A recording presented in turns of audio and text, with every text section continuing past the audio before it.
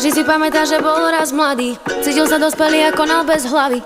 Na nezmysly si požičala od mami, pochopila veci, neskoro nevadí. Začala som veriť svojmu anielovi, začala sa kapitola život nový. Zistila som, kde sú tie pravé hodnoty, povedala, že svoj život dám si dokopy. Bola som jedna z mnohých naivných, ktorá verila v lásku na základe obrázku.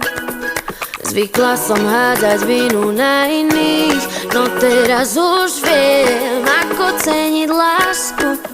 Lebo len ja môžem zmeniť svoj život, ja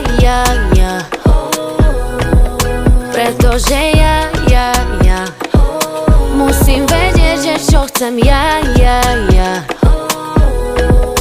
lebo len